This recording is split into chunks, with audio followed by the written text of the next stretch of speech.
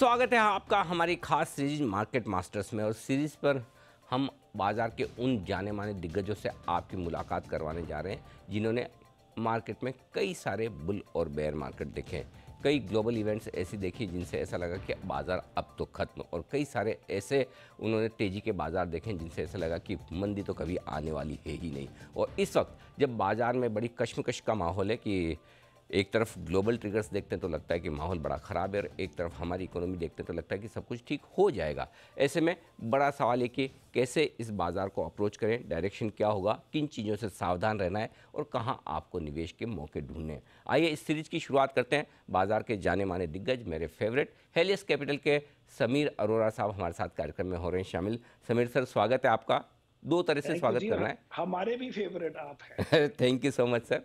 पहले तो स्वागत आपका भारत में है। सिंगापुर से इस वक्त समीर सर इंडिया आए हुए हैं, यहाँ से वापस सिंगापुर नहीं जी, पहुँच गए, इंडिया में ही है सर? सिंगापुर सिंगापुर पहुँच भी गए? सिंगापुर आ गए। क्या बात है, हाँ मुझे जी। लगा कि हफ्ते भर पहले आप यहीं वीकेंड थे को तो आ गए। शायद।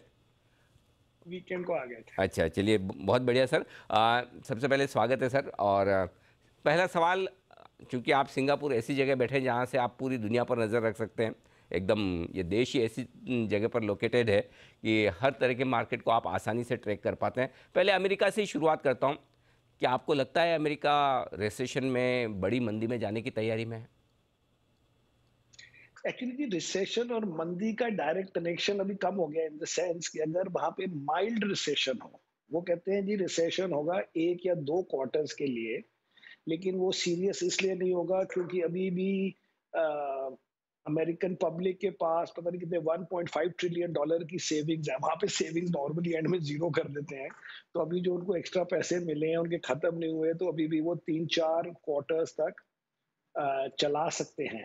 तो अगर माइल्ड रिसेशन हो, तो अभी प्रोजेक्शन यूएस में ये कर रहे हैं कि अगले साल, दैट इज 2023 के पता नहीं सेकेंड हाफ में या सम टाइम, वहां पे इंटरेस्ट रेट कट शुरू होंगे। पहले तो बढ़ेंगे अभी से तब तक, लेकिन मंदी मुझे लगता है 1-2 महीने चलेगी। उसके बाद डिपेंड करता है कि अगर इकोनॉमी ज्यादा खराब ना हो और ये लगे कि खाली इवेंट्स क्रॉस करने हैं, तो वहां की भी मंदी खत्म हो जाए, चाहे रिसेशन हो रही हो। रिसेशन का ये नहीं मतलब है कि अब वो मार्केट ने और 20% गिरना है।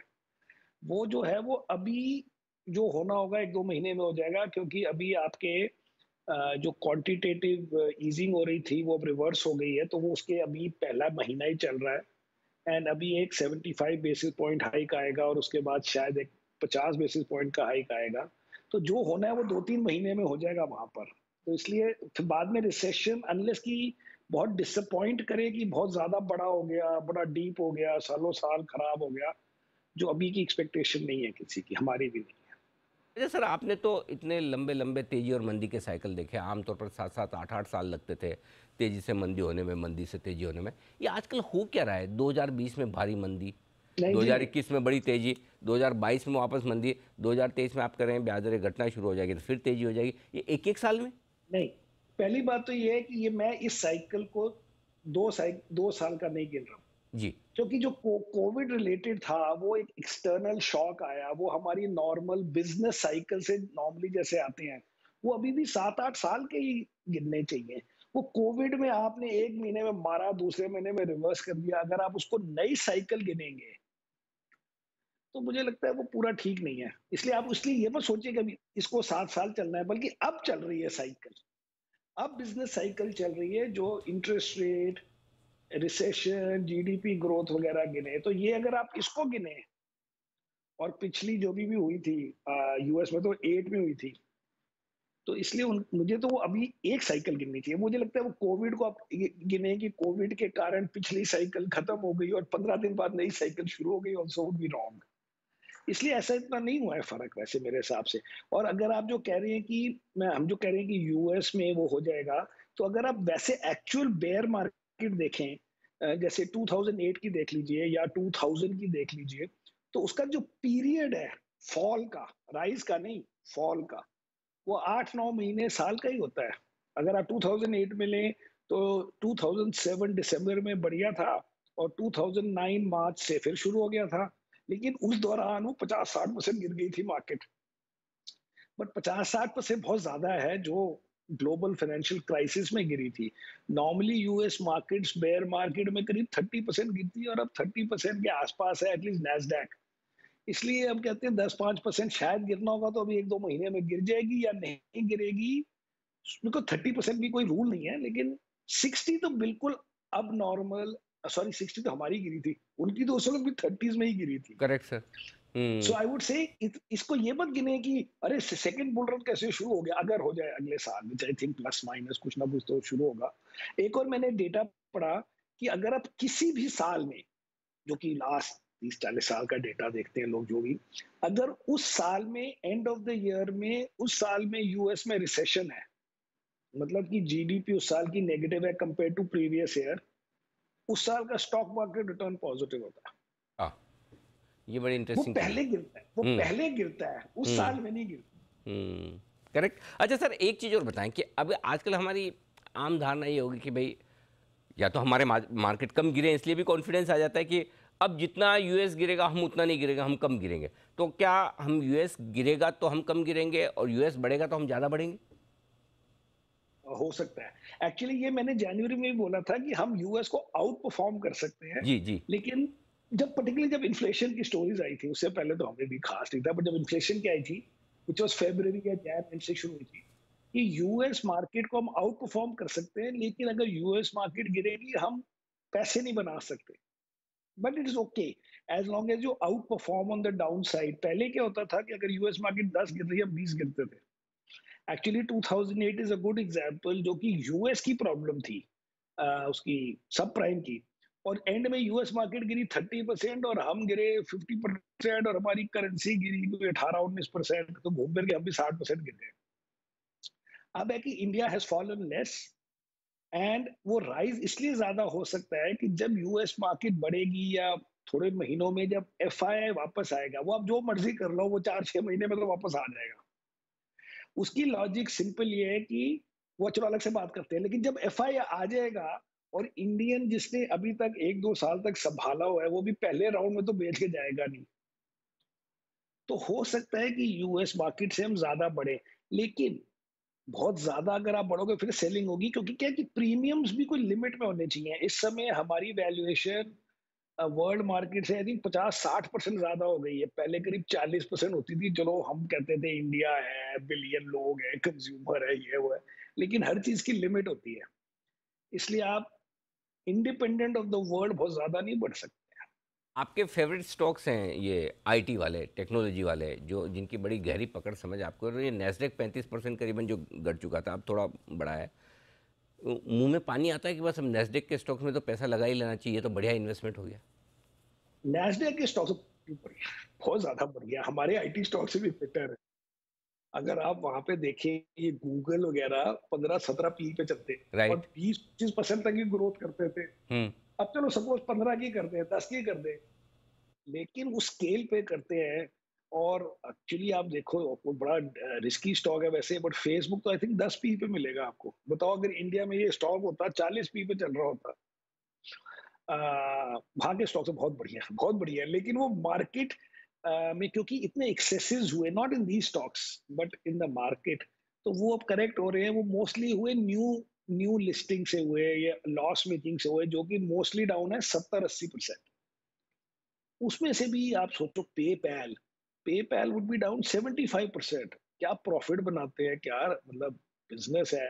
क्योंकि अनलाइक इंडिया, वहां पे you can charge money transfer के लिए पैसे चार्ज होते हैं, हमारे सब कुछ फ्री होता है हमारी कंट्री में। और 70-70, 80-80% ये शेयर गिर गए हैं। इससे ज्यादा कोई क्या गिरेगा, बट तो थोड़े से हमने लिए हैं, लेकिन अभी हम ये 3-4 महीने बाद ही करेंगे, वो सब करेंगे जो वहां पे यूएस स्टॉक्स में। ठीक है, मतलब थोड़ी और कमजोरी आ जाए तो फिर लेने लायक हो जाएंगे। अच्छा, आप कह रहे थे कि एफ के बारे में मैं थोड़ी देर बाद में बताऊंगा। हाँ, हाँ। माफ़ कीजिएगा सर, आपका ऑडियो मिस हो गया, आप कुछ कह रहे थे।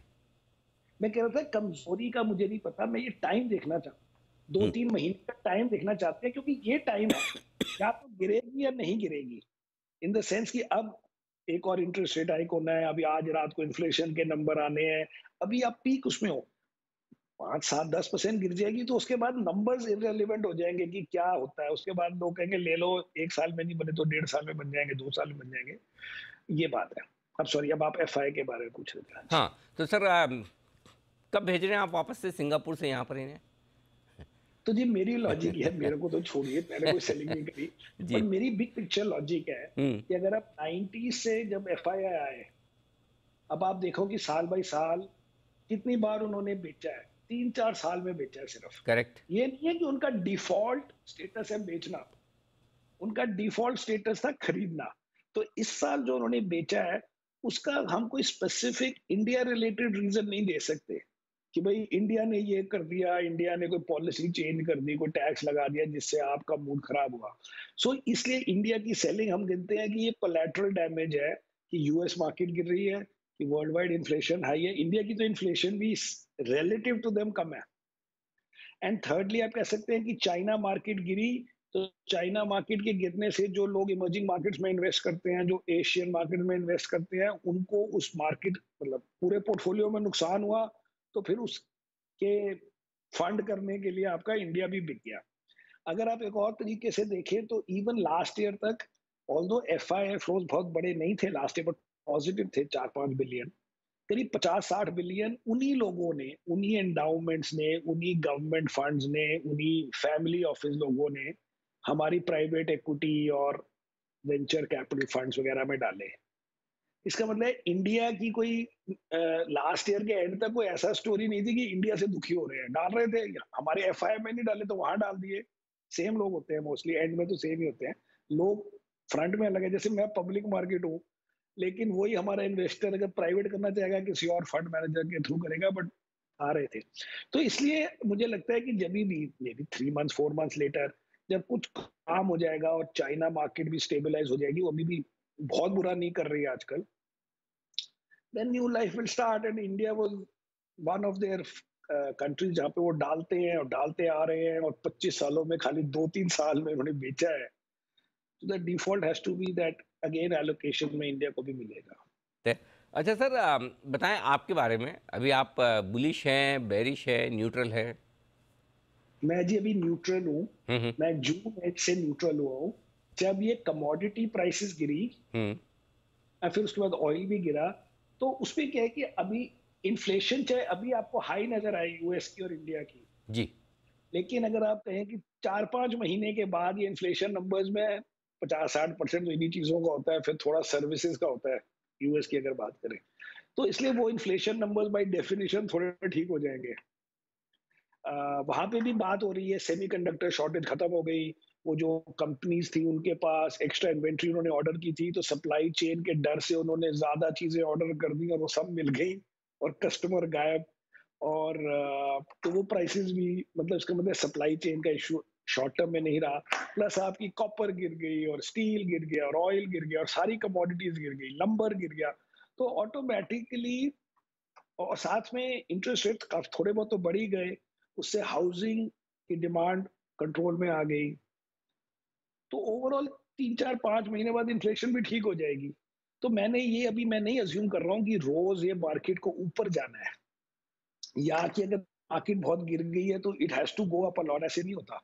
मोस्टली मोस्टली ये है कि गिरने के बाद थोड़े दिन ना गिरे और प्लस माइनस थोड़े बहुत पैसे बच जाए तो ठीक है, लेकिन अब ये नहीं लगता कि रोज सुबह उठ के जी हमारा नुकसान होगा। ठीक वाली तो सिचुएशन से पहले निकल गए। वो बीच का फेज भी चाहिए होता है ना। हाँ, वो नॉर्मली अगर बहुत गिरने के बाद बहुत बढ़ती है, हुँ, वो नॉर्मली होता अगर या तो मार्केट बहुत गिर जाती, आप कहते हैं कि जी फोर्स सेलिंग हो गई है, कोई बैंकरप्ट हो गया, कोई हेज फंड उड़ गया, इसलिए उसके सारे शेयर बिक गए, मार्जिन कॉल्स हो गई, रिटेल पब्लिक में पैनिक हो गया। वो सब हुआ नहीं। सेकंड, आप कह सकते हैं मार्केट एकदम बढ़ सकती है अगर कोई सडन इंटरेस्ट रेट कट हो गए, लिक्विडिटी इंजेक्शन हो गई, वो भी नहीं होना। तो इसलिए अब आपको स्लोली गिरे हो तो स्लोली बढ़ोगे। बात भी सही है, ज़ोर से गिरते अच्छा सर इस बीच में मतलब आई डोंट नो आपके ऊपर है जवाब ना भी दें, लेकिन मैं पूछना चाहता हूँ, 15,200 बन गया बॉटम सर निफ्टी का अब इस हम ऐसे करते ही नहीं है कि हम आपको जवाब ना दें, हमें देखो कि भी मन है। जी सर, तो पता पता नहीं, हमारा एक जवाब ये भी हो सकता है कि हमें पता नहीं भी। नहीं ठीक बात है, क्योंकि बट मतलब अब बट जी, मोस्टली मोस्टली बन गया, शायद बन गया। ठीक बात है। अच्छा सर एक और चीज़ जो आपकी पसंद के शेयर मतलब बड़े आउट परफॉर्म कर रहे हैं, स्पेशली बैंक्स जो आपको बड़े पसंद आते हैं। अभी हाँ सर? आईटी वाले नहीं कर रहे हैं, हमारे हाँ बैंक वाले थोड़ा। हाँ, आईटी वाले तो मैंने इसलिए पूछा, मैंने कहा कि इंडिया के बजाय मैंने नेस्डेक का पूछा कि वहाँ पैसा लगाएंगे, वहाँ ज़्यादा गिरे हैं। लेकिन हाँ, बैंक्स पे क्या व्यू बन रहा है सर अब? सो जी बैंक्स इज नंबर वन। जो भी हमने वापस पैसे डाले हैं, हम्म। तो हमने करीब जून में करीब हमारे 10-12% कैश था। अब वो करीब 4-1% कैश रह गया, तो 8% जो डाले उसमें मोस्टली फाइनेंशियल में ही डाले। बिकॉज अगर मेरे जो 3 फेवरेट सेक्टर्स हैं इंडिया के, और वो सबके वही सेक्टर्स होते हैं वर्ल्ड में, which is financials, consumer and technology कह लें, प्लस दो चार और चीजें जोड़ दें जैसे फार्मा या कभी speciality chemical. But big picture में 3 सेक्टर होते हैं वर्ल्ड में, फाइनेंशियल्स, कंज्यूमर एंड टेक। तो उसमें इन तीनों में भी देखेंगे तो फाइनेंशियल बेटर है। सेकेंडली अगर आप देखें कि फाइनेंशियल में सबसे ज्यादा, एंड टेक्नोलॉजी में भी फॉरेन सेलिंग हुई है। अगर आप फॉरेन सेलिंग का जो ब्रेकअप कई ब्रोकर्स डालते हैं, तो सबसे ज्यादा, बिकॉज वही शेयर थे उनके पास, सबसे ज्यादा बिके भी वही है। एंड फाइनेंशियल्स में अगर आप जैसे एचडीएफसी बैंक वगैरह को लें, तो अब ये तो कॉन्फिडेंस आया कि even with so much selling, और साथ में उनका मर्जर कई लोगों को पसंद नहीं आया, हमारे को ठीक लगा, वो फिर भी उस पर 4-5% ही गिरा है, 5-5.5% गिरा है इस साल। मैं कैलेंडर ईयर की बातें करता हूँ। तो उसी में कॉन्फिडेंस था, तो फाइनेंशियल आर द बेस्ट। अभी कंज्यूमर सेकंड कर दिया, और टेक में क्योंकि वो उनका सबसे ज्यादा इंटरेक्शन है यूएस से, उनके कस्टमर्स हैं यूएस में, अगर स्लो डाउन यूएस में है, अगर यूएस कंपनीज पे प्रेशर है, तो टेक्नोलॉजी जो है वो हम रख रहे हैं, लेकिन अब हम और नहीं ले रहे अभी के लिए। तो कंजम्पशन वाले अच्छे हैं, बैंक्स अच्छे हैं, टेक्नोलॉजी पर न्यूट्रल है। सर एक इस पर राय दीजिए मुझे, कमोडिटीज़ पर, क्योंकि कमोडिटीज़ जितने तेज़ी से बढ़ी वैसे घटी भी है, और स्टॉक्स भी ऊपर से 40-50% सब नीचे आ गए। आपकी लिस्ट में है? ये हमने आपको कई बार बताया, हम कमोडिटीज तभी लेते लेते हैं जब हम प्रेशर में आ जाए, हम प्रेशर में आ जाए कि हाय बड़ा बढ़ रहा है बरपत। तो हमने एक शेयर लिया है, हमारे भी 30% उड़ गए हैं, उसका नाम है हिंडाल्को। ओह, अच्छा। इसलिए दूर ही रहना चाहिए, क्योंकि ये जो समझ के बाहर है सेक्टर, हम्म। बट है हमारे पास। ठीक बात है। ऑटो और सर। एक और बात है, जी जी। एक सेकंड जी, जी हम सर। बुलिश ही इस पॉइंट पे हुए हैं हम्म।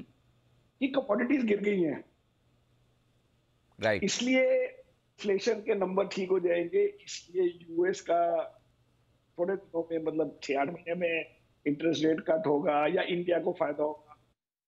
तो इसलिए हम एक एल्यूमिनियम शेयर के लिए कंट्री को वो नहीं करना चाहते, गिरने दो शेयर को, बाकी चलते रहे तो ठीक है।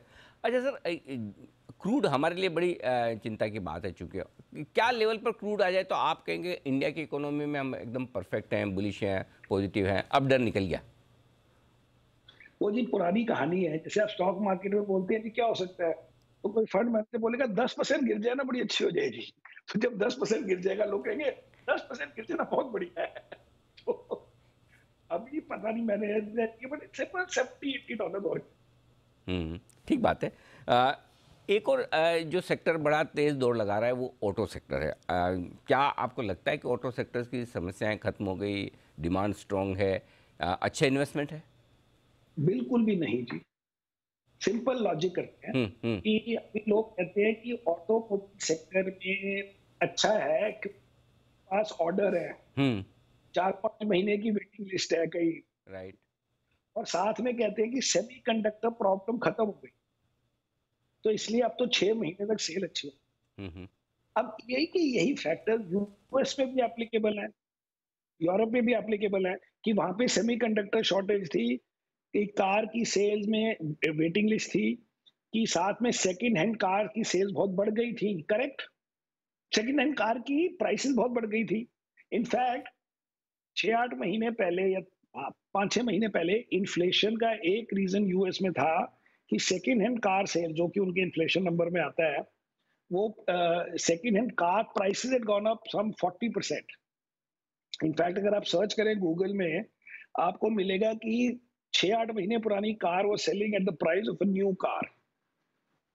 अब आप खाली स्टॉक प्राइसेस को देखें यूएस के या कहीं वर्ल्ड के, तो इस साल general Motors down 45%, Ford 40%, Tesla 35-40%, अगर आप वोक्सवैगन को देखो 30%, आप देखो हुंडई सम 20%। कहने का मतलब है ये सब कहानी 3 महीने बाद हमारी भी यही हालत होनी है, बिकॉज़ वर्ल्ड की ये हालत हो रही है, बिकॉज़ ऑटो सेक्टर में किसी को पता ही नहीं कि नेक्स्ट गाड़ी किसकी चलनी है।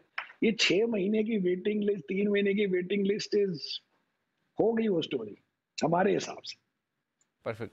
अच्छा सर, अब आखिरी सवाल, चूँकि समय कम खत्म हो रहा है, तो मैं ये जानना चाहता हूँ कि जो लोग इंतज़ार कर रहे हैं कि भई अच्छी मंदी आएगी तब पैसे लगाएँगे, जो पहले से लगे हुए हैं तो लगे हुए ही हैं, अ, उनको एक मैं चांस और मिलेगा क्या?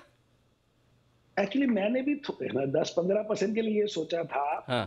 कि यूएस मार्केट काफ़ी गिरेगी, मतलब काफ़ी मीन्स 10-15%, हुँ। व्हिच इज़ ठीक।